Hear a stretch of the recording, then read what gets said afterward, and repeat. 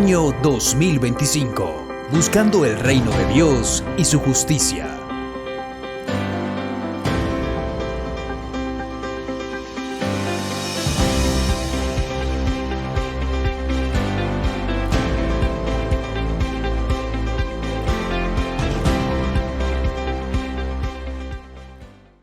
Versículos 14 y 15, y luego saltamos al versículo 26 y 27.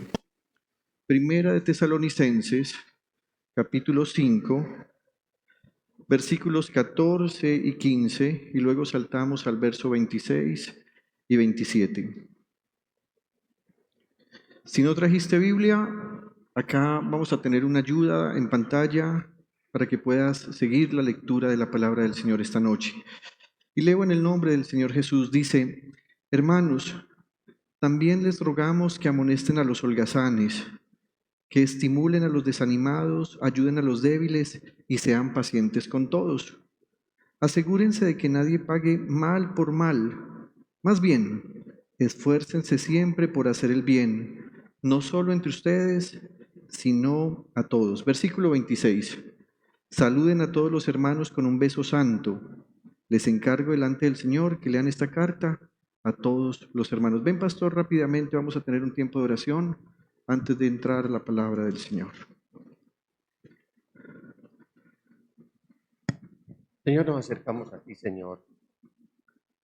No has faltado con el bien de tu casa y mucho menos con tu palabra, la cual nos ayuda a crecer en nuestra fe y en el conocimiento de tu buena voluntad. En esta noche, nuestro pastor es tu portavoz, Señor, y queremos escuchar tus dichos, los cuales nos van a fortalecer en medio de la circunstancia por la cual podamos estar pasando. Señor Dios, tú eres bueno y tu gran amor por nosotros perdura para siempre. Te ruego que le des libertad de expresión, como siempre se la has dado al pastor, y sobre todo que tu inspiración sea la que él nos transmita. En el nombre de Cristo Jesús. Amén, amén y amén. Amén. Siéntense, por favor.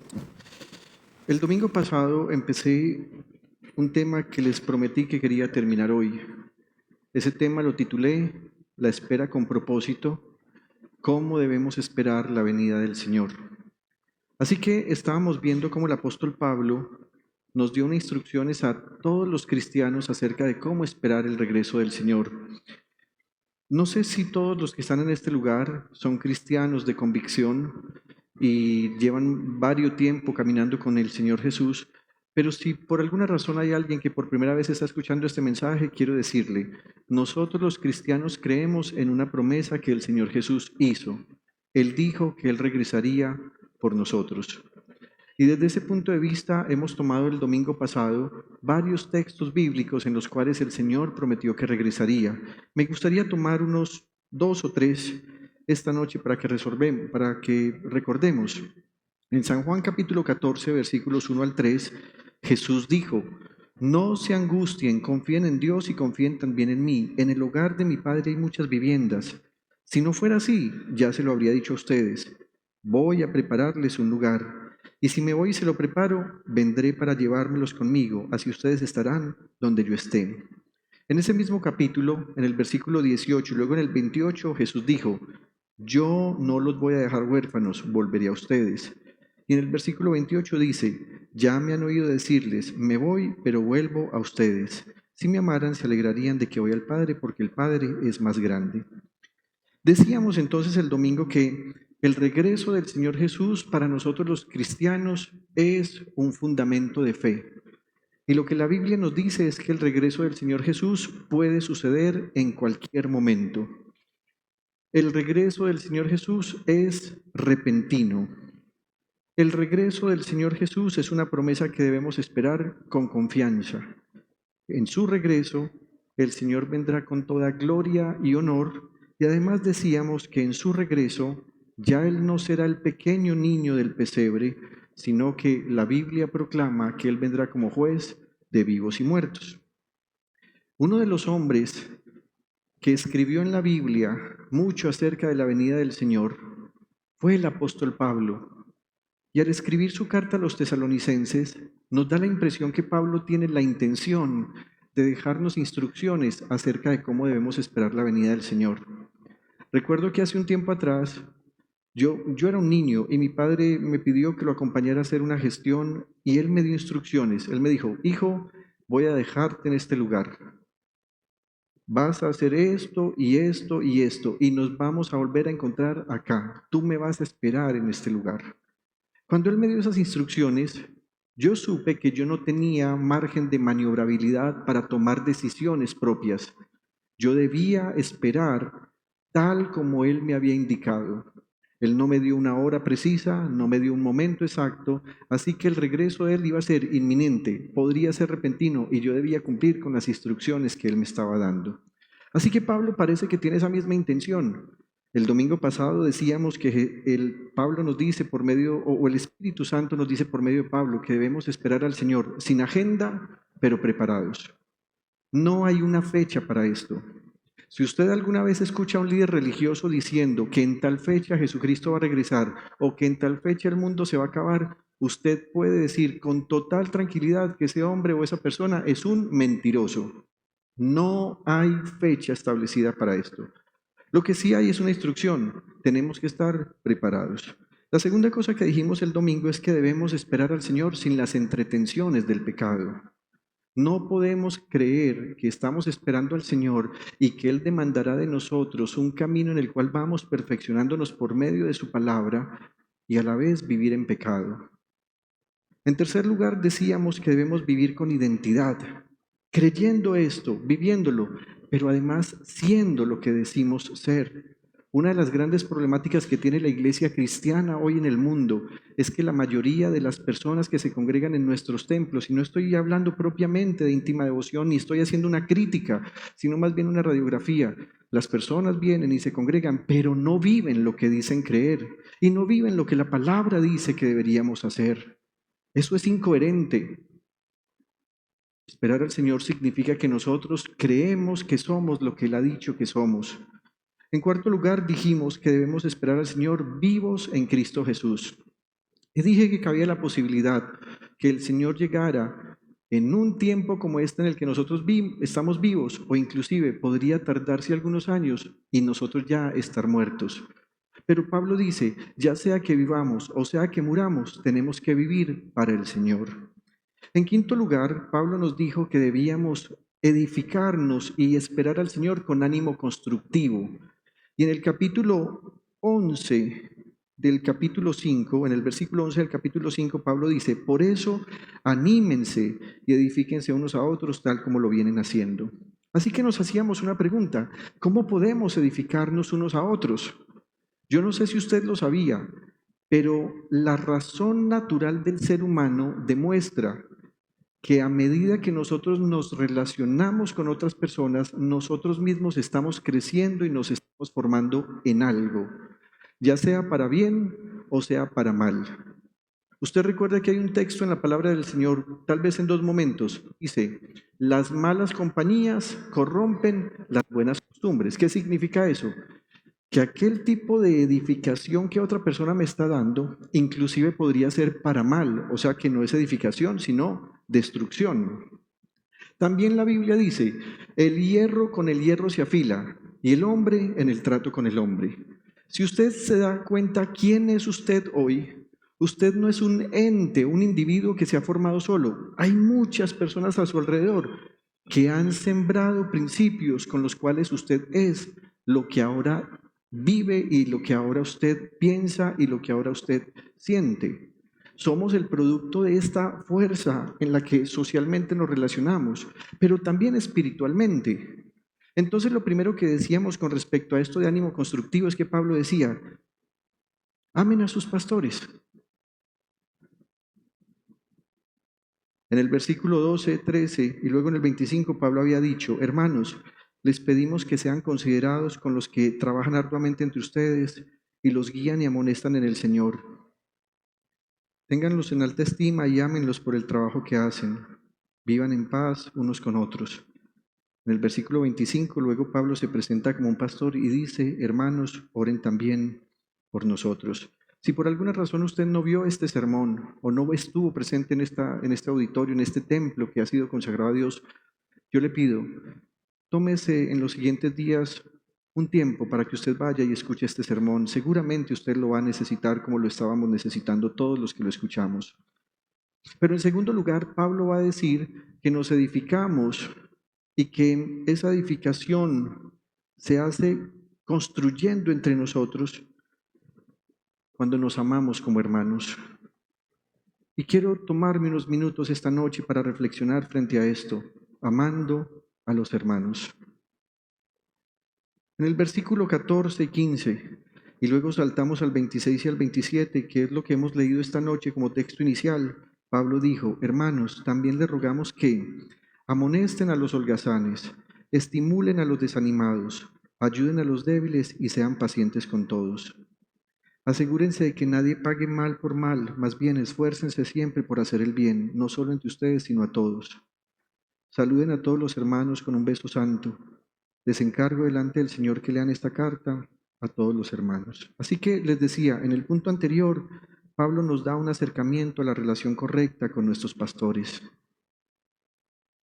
Pero ahora nos va a expresar cómo debe ser el trato entre miembros de la misma comunidad. La Biblia enseña que por la sangre de Jesucristo ahora somos de una misma familia, que es la familia de Dios. La Biblia llama a Jesucristo nuestro hermano mayor, y aunque Él es Dios hecho hombre, el Salmo declara que Él no se avergonzó de llamarnos a nosotros hermanos. Lo que tal vez no hemos entendido bien es que nuestra condición al interior de la comunidad de la iglesia es que somos hermanos. En ocasiones nos tratamos como solo conocidos o inclusive como desconocidos. Y Pablo empieza diciendo que lo que tenemos que hacer es amarnos como hermanos. Sin duda alguna no hay que hacer un esfuerzo muy grande para entender. Tenemos diferentes apellidos, nacimos de diferentes familias, inclusive hay familiares nuestros que no han conocido a Jesucristo o si conocen el mensaje no lo quieren aceptar. Para indicar que no somos hermanos propiamente nacidos de un mismo papá y de una misma mamá, no tenemos el mismo tipo de sangre, no tenemos la misma corriente genética. Pero el solo hecho de haber sido lavados por la sangre de Jesucristo nos hace hermanos. Ahorita les pedía, ¿por qué no se acerca a alguien, lo saluda y lo abraza? ¿Sabe algo? No era un saludo social, era un saludo entre hermanos. Así que lo primero que debo decir es, en los siguientes minutos yo no voy a hablar un discurso invitándolos a ustedes a que tengamos una norma social de comportamiento como iglesia o como comunidad. No podemos perder de vista que Pablo está diciendo que esta es una condición que demuestra que estamos esperando verdadera y genuinamente al Señor Jesucristo. Algunos al finalizar este servicio posiblemente dirán, esto no tiene nada que ver conmigo. Y eso no indica que el sermón esté mal, ni que la enseñanza esté mal, ni lo que Pablo dijo esté mal. Indica que tú no has entendido quién eres en Cristo Jesús. Lo que Pablo dice es para que una comunidad que está esperando al Señor Jesús tenga unos principios que van mucho más allá de la belleza, la apariencia o el estatus de un grupo homogéneo, como si esto fuera un club social. Yo tengo la extraña sensación que hoy en día las iglesias quieren tener identidad por la forma en que se comportan y no por la forma como son. Durante mucho tiempo vimos a cristianos que decían, los verdaderos cristianos se visten falda larga, vestidos largos, sin maquillaje las damas, y ellos mismos tuvieron que recapacitar y decir, esa enseñanza no estuvo bien. Hoy nos está pasando otra cosa. Tenemos que vestirnos de tal forma que demos la impresión que somos una iglesia más liviana, mucho más ligera. Todos pueden acceder a ella. Y yo sinceramente creo que eso no tiene nada que ver con la forma en la que nos vestimos.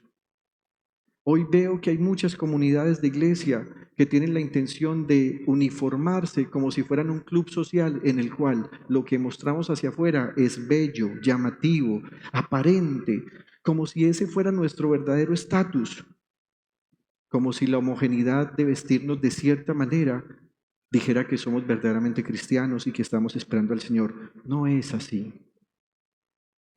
En realidad, la iglesia del Señor está compuesta por personas. Ser persona implica ser un individuo único, consciente de sí mismo, con capacidad de pensar, de sentir, de actuar y con un valor específico que lo hace merecedor de respeto. He escuchado con mucha atención cada vez que nuestro pastor hace referencia a quienes somos afuera en nuestro rol social y lo que somos acá en la iglesia, y él dice, ni el que tiene es más, ni el que tiene es menos, ni el que no tiene es menos. Nuestra individualidad va a terminar siendo nuestra riqueza. Y esto habla de una realidad que tenemos en la iglesia. Somos únicos, somos diferentes, somos formados por y en contextos absolutamente diferentes o disímiles. Y aunque en ocasiones podemos tener historias personales que se parezcan a la de otros hermanos, nunca nuestra vida será igual a la de otra persona. Que seamos iglesia y seamos una comunidad de amor es un milagro en sí mismo. Mientras preparaba este sermón me preguntaba, ¿qué es lo que tenemos dentro de nosotros que hace que cada vez que haya celebración de culto tengamos el deseo de venir? ¿Por qué venimos? Hay una sola respuesta. El venir es un milagro en el que Dios está mostrando que verdaderamente nos está llamando a ser su pueblo. Usted y yo podríamos no venir. Tenemos el derecho a escoger no venir, no estar en comunidad, pero lo hacemos como respuesta a un milagro de Dios. Y es algo en lo que Dios mismo actúa. Así que poder permanecer juntos no es producto de nuestra capacidad porque nos gusta la unidad. En realidad al ser humano no le gusta la unidad. En realidad al ser humano le gusta la diversidad. Pero es el obrar de Dios en medio nuestro. Es el Espíritu Santo quien nos convoca y nos permite mantenernos unidos en lo importante y en la fe.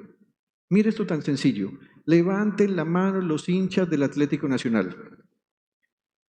Ya es que no les gusta fútbol. Vean, sean sinceros.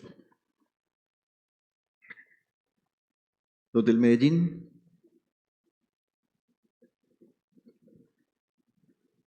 Levanten la mano los que tienen ideología de género hacia la derecha.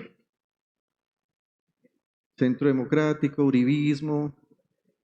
¿Cómo? Ideología política. Dije de género.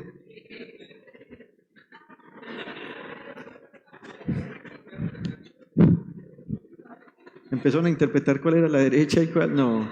Ideología política hacia la derecha.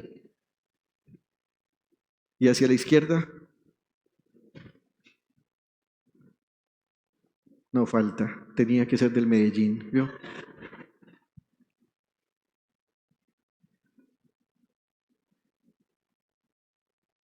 Levanten la mano los que si les dan un viaje de vacaciones prefieren ir a la zona tropical del país, Mar Caribe, Coveñas, Tolú, Cartagena. Bien. Levanten la mano los que preferirían el altiplano cundiboyacense. Bien.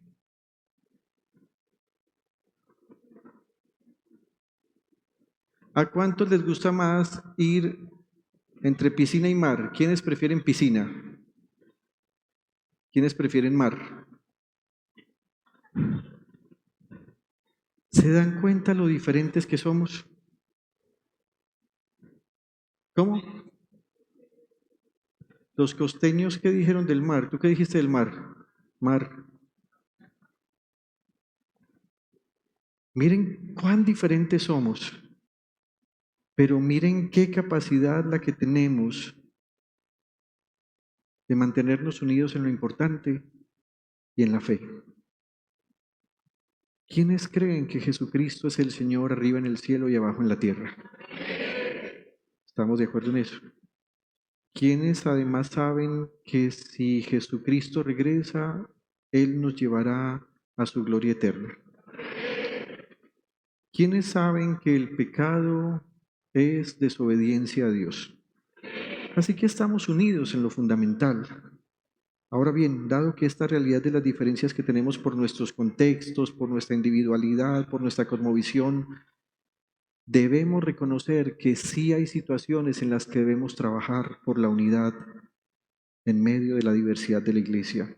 Así que Pablo va a mencionar a un tipo o a varios tipos de personas que, escúchenme esto, no están afuera de la iglesia, están dentro de la iglesia. Y cuando él las va a mencionar, nos va a decir que esas personas tienen características que son más desagradables que buenas, pero que al final pueden ser usadas para aprovecharse de tal forma que seamos capaces de amarnos unos a otros. Y Pablo va a empezar mencionando a los holgazanes. Leamos una vez más el versículo 14 en su primera parte. Hermanos, también les rogamos que amonesten a los holgazanes. Antes de continuar, debo aclarar algo. Aunque esta traducción de la Biblia dice holgazanes, y cuando nosotros la leemos, sin duda alguna pensamos en aquellos que son vagos, perezosos, los que no quieren hacer nada. Es cierto que en muchas épocas de la iglesia ha habido personas que dentro de la comunidad de la iglesia dicen que no quieren hacer nada, porque como Jesucristo viene pronto, entonces lo vamos a esperar con las manos cruzadas. Sin embargo, por favor preste atención a esto. La palabra que Pablo usó en esta primera parte del texto es una palabra en la que se referirá a unos hermanos con la expresión griega atactos. Y la palabra atactos significa los que viven desordenadamente, los que no arreglan sus cosas, los insubordinados. Y tal vez la palabra correcta debería ser los revoltosos. Un momento, ¿acaso hay este tipo de personas en la iglesia? Y Pablo dice, sí, los hay. Hay los que todo el tiempo viven mal, pero están pensando en cómo desordenar a los demás. Están los que siempre llevan la contraria. Están los que por sus conceptos personales entonces atacan a los que piensan de otra manera y piensan que ellos son mejores porque saben pensar. Y por eso quise traer este texto en dos versiones más antiguas. La una es la Biblia Bover Contera de 1957 y dice así: os exhortamos asimismo, hermanos, mire esto, que amonestéis a los revoltosos. Ese mismo versículo en la Biblia del Oso, que es una publicación que se hizo en 1569, dice: les rogamos, hermanos, que amonestéis a los que andan desordenadamente. Pablo está diciendo, en medio de nosotros hay hermanos que son rebeldes, no tienen amor por lo que es bueno, no les gusta lo ordenado, no les gusta lo correcto y santo. Por supuesto que aquí caben los vagos, pero también están los que viven en unión libre o en inmoralidad sexual, los chismosos, los que les encanta estar metidos en la casa de los hermanos, los que se declaran progresistas y aplauden las políticas del anarquismo, los que tienen costumbres grecorromanas, los que tienen trabajos indecentes o ilegales, los que no tienen una fe bien fundamentada, los que todo el tiempo se la pasan en las redes sociales para ver qué hacen los demás y luego convertir lo que los demás hacen en una oportunidad para criticar. Contrario a lo que el mundo actual afirma, que debemos dejar que cada uno haga lo que piensa y lo que quiere, Pablo dice, a los que no viven ordenadamente en medio de la iglesia hay que amonestarlos. Y la palabra amonestar es la palabra nouseteo. Tal vez usted ha escuchado la palabra reseteo. La palabra reseteo significa que algo se va a reiniciar. Hace poco llevé uno de los, o con el pastor llevamos los pianos al lugar donde se les hace mantenimiento y el músico preguntó, oye, ¿tienes algo guardado o lo podemos resetear? Lo que estaba tratando de decir es, ¿podemos arrancar de cero? Yo le dije, sí, puedes arrancar de cero, ya tengo todo guardado. Pero la palabra nauseteo significa otra cosa. La palabra nauseteo significa que voy a poner lo correcto en la mente de alguien por medio de la exhortación, el regaño y la exposición de argumentos. Cuando una mamá le dice a su hijo, no hagas eso no está bien, hasta ahí la mamá simplemente le está diciendo que algo no es correcto, pero esa mamá se está equivocando en algo. No le está haciendo el nauseteo. ¿Qué es el nauseteo? Tiene que darle el principio correcto. Así que si le vas a decir a tu hijo, no hagas esto, tienes que venir a hacer lo siguiente. Puedes y debes hacer esto otro. Cuando Pablo dice, amonesten, lo que está diciendo es, acérquese a los revoltosos. No sea indiferente con los revoltosos. Acérquese y explíquele por qué su forma de actuar no es la correcta. ¿Por qué sus críticas constantes? ¿Por qué cuando siembra el chisme? ¿Por qué cuando normalmente hace lo que es contrario a la palabra de Dios? ¿Por qué cuando publica cosas que son contrarias a lo que Dios ha hablado? ¿Por qué está haciendo lo incorrecto? Pero no lo deje solo en eso. Tiene que afirmarle usted qué es lo correcto. Amonestar es una oportunidad para no ser indiferentes. ¿Se ha dado cuenta que en ocasiones en la iglesia vemos cosas como que alguien actuó mal, es un revoltoso, está sembrando una cizaña entre las relaciones de los hermanos? Y no falta el que dice, dejémoslo, no nos metamos con él. Hermanos, no podemos ser indiferentes. Pablo dice, amonéstelo. Y Pablo va a decir, usted puede usar una amonestación amable, pero sea firme. El objetivo de amonestar no es llegar a un punto de acuerdo en el que nos toleremos, es afirmar la fe correcta en las personas. Querido hermano, esta instrucción es para cada creyente. Si usted observa que un hermano en la congregación vive desordenadamente, usted no puede guardar silencio. Tampoco usted puede culpar al pastor haciéndolo responsable del modo de vivir de la gente. Lo que usted debe hacer es observar al hermano, prepararse en oración y con argumentos bíblicos convocar a esa persona a un tiempo de conversación en el que usted con toda franqueza y con toda firmeza le va a decir, he visto un mal comportamiento y no aduzco a esto porque otros me lo dijeron, yo mismo lo vi, así que necesito hablarte en amor y en firmeza.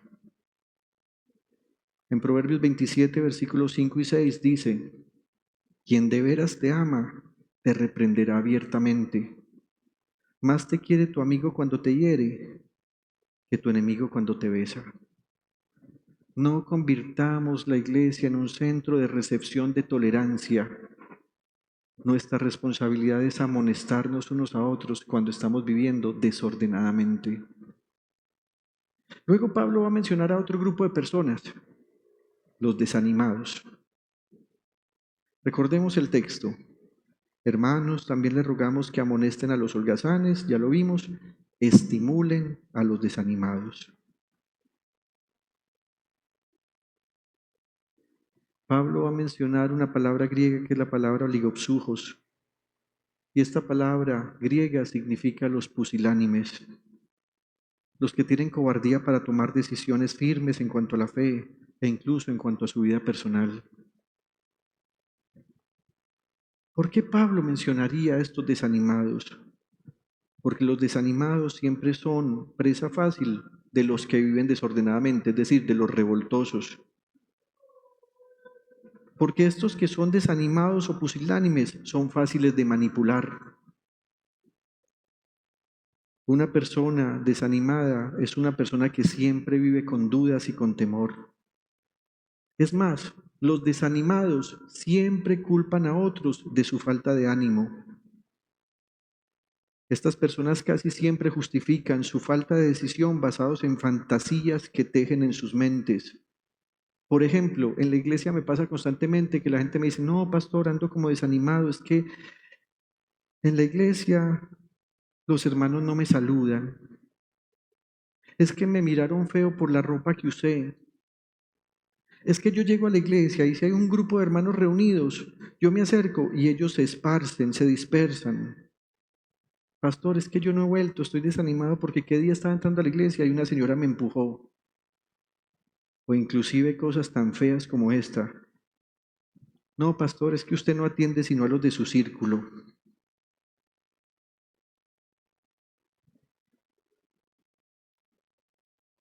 Siempre justifican su desánimo con acciones de otros. Pero ellos nunca dicen, estoy desanimado porque soy pusilánime. Ahora bien, extrañamente, en la iglesia del Señor, a estas personas se les consiente tanto que cuando ellas se quejan de estas fantasías que han tejido en su imaginación, empatizamos con ellos cuando les decimos cosas como, sigue adelante, no mire al hombre, mire a Cristo. ¡Qué frase tan fea! Por supuesto que tenemos que seguir a Cristo, pero yo quiero decirles algo.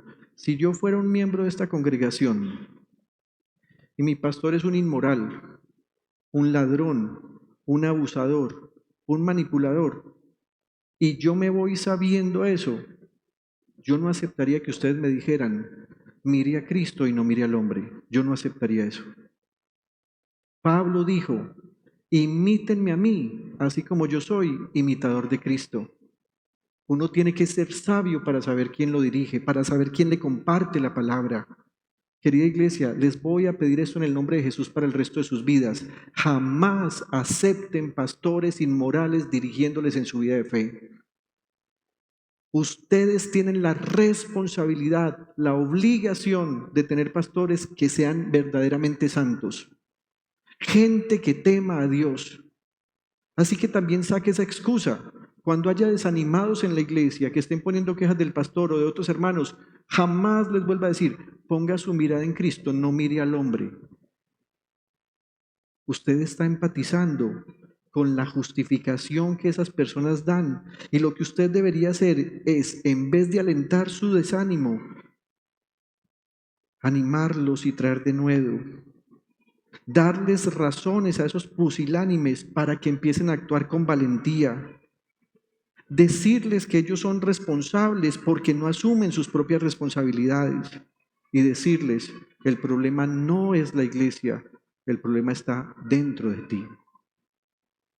Hace algún tiempo atrás, un hermano nuestro que tocaba con nosotros y que ya partió a la eternidad, un día me llamó y me dijo, ¿sabes qué, pastorcito? Es que yo no quiero volver a tocar, yo estoy muy desanimado. Es que yo veo que los hermanos no me miran bien, cuando yo toco parece que no les gustara, y además tú no has venido a visitarme.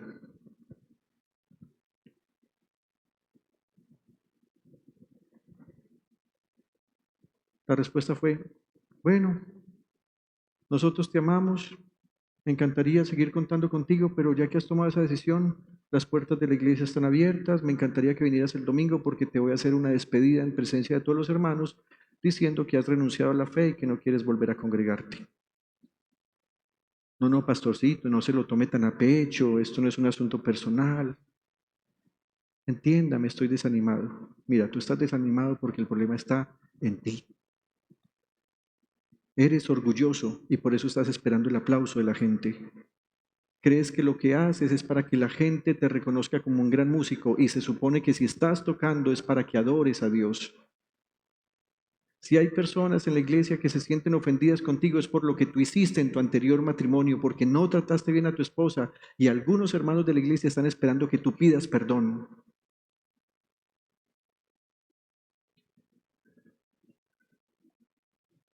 Colgamos. Ya que no sabe quién llegó el domingo a tocar de primero en la alabanza. Queridos hermanos, mimar y consentir a la gente no los anima. Hay que entender, sí, que las personas que se desaniman o que están desanimados son personas que en su gran mayoría crecieron con síndrome de carencia afectivo. La mayoría de personas pusilánimes son personas que no tuvieron una figura paterna que les diera dirección. La mayoría de personas pusilánimes son personas que tuvieron madres que eran abusivas o que tenían apocado el ánimo, lo cual los hizo ser maltratados o tal vez los dejó a la deriva en la vida. Los pusilánimes son personas que normalmente vienen de hogares con padres divorciados y que de una u otra manera han sido explotados en términos de su trabajo, de su economía, de su bienestar. Muchos desanimados son pusilánimes porque no tuvieron oportunidades de salir adelante en temas académicos y por lo tanto no desarrollaron competencias que les hagan sentirse seguros a la hora de tomar decisiones. ¿Sabe qué dice Pablo acerca de esas personas que son desanimados y que no arrancan en la vida? Pablo dice, estimúlelos. Y la palabra que Pablo usó para hablar de estimular es la palabra paramutseomai. Y la palabra paramutseomai es la palabra que significa relaciónese de cerca con ellos, consuélelos, anímelos. Así que Pablo está diciendo, no empatice con ellos justificando sus acciones. Más bien, tómese un tiempo para estar con ellos y mostrarles las realidades por las cuales deberían tener ánimo espiritual. Enséñeles lo correcto por medio del ejemplo. Ayúdeles a tomar decisiones espirituales y morales que sean agradables a Dios. Hágales sentirse amados e importantes. Ese domingo, después de haber estimulado a ese hermano, yo me acerqué para abrazarlo y le dije, tú y yo necesitamos pasar tiempo juntos porque tienes que cambiar tu manera de pensar. Además, ten en cuenta esto. Los desanimados son el tipo de personas que necesitan tu ayuda, pero no te conviertas en sus mejor o no conviertas a esa persona en tu mejor amigo, porque esa persona necesita tu ayuda, pero esa persona no puede ayudarte a ti. ¿Sabe qué pasa? En ocasiones en la iglesia hay un desanimado y otro se acerca para animarlo, pero después le empieza a contar sus motivos de desánimo, así que ahora son dos desanimados. Y en vez de haber sido edificante para los dos están yendo por su desánimo a ser destruidos. Si usted necesita ser animado, busque a una persona con un nivel espiritual mayor que el suyo. No se refugie en personas a las que usted tiene que ayudarles. La Biblia dice, nunca les falles a los amigos, sean tuyos o de tu padre. Mire esto, nunca lleves tus problemas a la casa de tu hermano. Más vale amigo cercano que pariente lejano. En tercer lugar, Pablo va a hablar de los débiles, es decir, los que no tienen fuerza. Mire lo que dice la palabra de Dios, volvamos al versículo 14. Hermanos, también les rogamos que amonesten a los holgazanes, estimulen a los desanimados, ayuden a los débiles y sean pacientes con todos. La palabra desanimados que usa Pablo es la palabra atzenés y simplemente significa los que no tienen fuerza. Y esta palabra atzenés hace referencia a los que no tienen fuerza por debilidad, por enfermedad, por fragilidad. Algunos de estos hermanos están débiles porque sus emociones han sido tocadas. Algunas personas están débiles en la iglesia porque están viviendo un duelo, un familiar que murió después de haber pasado una enfermedad penosa, o inclusive un familiar que murió cuando nadie lo esperaba por medio de un accidente, o esos infartos fulminantes que se llevan a las personas. Otros son débiles porque han pasado por decepciones amorosas, el rompimiento de un compromiso antes del matrimonio, también la triste situación de un divorcio o incluso un matrimonio que tambalea porque uno de los miembros fue infiel. Estas personas están débiles. Son muchas personas las que están enfermas y débiles, inclusive por virus, por bacterias, por patologías familiares, o también, como he explicado tantas veces, porque una opresión demoníaca los tiene deprimidos. Ayer una dama que no es de esta congregación, me llamó a la medianoche. Su hija, de 33 años, está a punto de quedarse ciega después de venir viendo muy bien toda la vida. Después de unos días de duelo que tuvo esta muchacha porque su padre murió, ahora la muchacha se está quedando sin visión. ¿Qué hacer con esta persona que está en debilidad? Ella necesita ayuda, necesita favor físico, necesita acompañamiento emocional, necesita que alguien le cuide. Cuando veamos un débil en medio de nosotros, pensemos que tal vez también necesita ayuda económica, pero hay una cosa que siempre necesita una persona débil: compañía.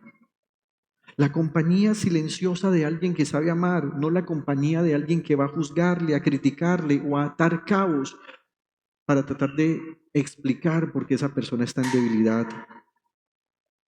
A estos hermanos no hay que aumentarles su pena o dolor con comentarios inapropiados, burlas, críticas o juicios. Recuerdo que hace unos años, mientras yo me recuperaba de un derrame pleural, me visitó una señora de la congregación. Ella representa a este tipo de personas imprudentes que visitan más por el morbo de ver el estado físico del enfermo que por interés de ayudar. Cuando me preguntó qué tenía, yo no era capaz ni de hablar, así que mi madre respondió diciendo cuál era el diagnóstico. Él tiene un derrame pleural. Así que esta dama, con mucha soltura de palabras que la caracteriza a ella, dijo: ¡ay, hermanito! A un familiar de mi esposo le dio eso y eso es colgada de guayos a la fija. Traduzco: morirás muy pronto.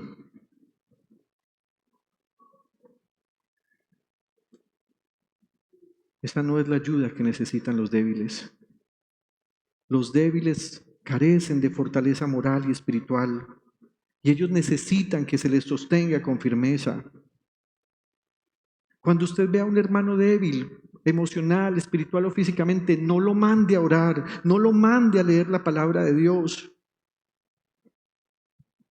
Ore usted con él, lea usted la palabra de Dios con él, acompáñelo y adoren juntos. No le digas: arregla tus cosas con Dios. Más bien ayúdale tú a acercarse al Señor. La palabra ayudar que usa Pablo es como cuando alguien se adhiere a otro, como cuando alguien usa una muleta. ¿Se ha dado cuenta que una muleta no hace parte de nuestra realidad? Sin embargo, cuando alguien tiene una fractura y su pie está débil, ¿qué hace? Usa la muleta o el bastón para apoyarse. El débil es alguien que tiene pobreza de fuerzas. La Biblia dice en Proverbios 28-27, el que ayuda al pobre no conocerá la pobreza. El que le niega su ayuda será maldecido. Recuerde, estas no son normas para que vivamos socialmente bien en la iglesia. Pablo está diciendo esto para afirmar que si estamos esperando al Señor, debemos actuar así. Pero luego va a hacer referencia a todos. Ya nos habló de 3 grupos: los revoltosos, holgazanes,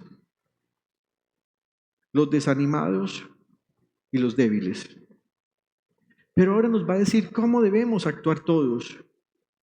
En los siguientes versículos he resaltado en amarillo la palabra todos para que usted sepa cómo debemos actuar. Hermanos, repito el versículo 14, también les rogamos que amonesten a los holgazanes, estimulen a los desanimados, ayuden a los débiles, mire esto, y sean pacientes con todos. Luego dice, asegúrense de que nadie, es decir, lo contrario a todos, pague mal por mal.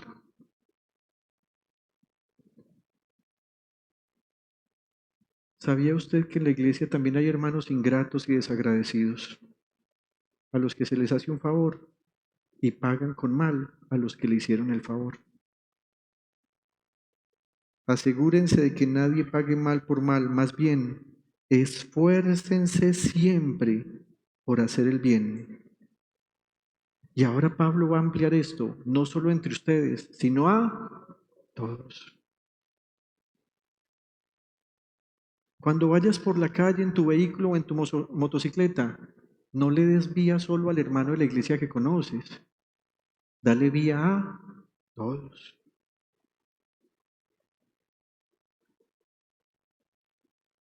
Versículo 26. Saluden a todos los hermanos con un beso santo. Y luego dice, les encargo delante del Señor que lean esta carta a todos los hermanos. Tal vez Pablo quería decir, compartan entre todos la palabra, y es lo que estamos haciendo. Todas estas consideraciones no son solo normas sociales dentro de la iglesia. Recuerde que son la forma como nos animamos y edificamos mientras esperamos el regreso del Señor Jesús.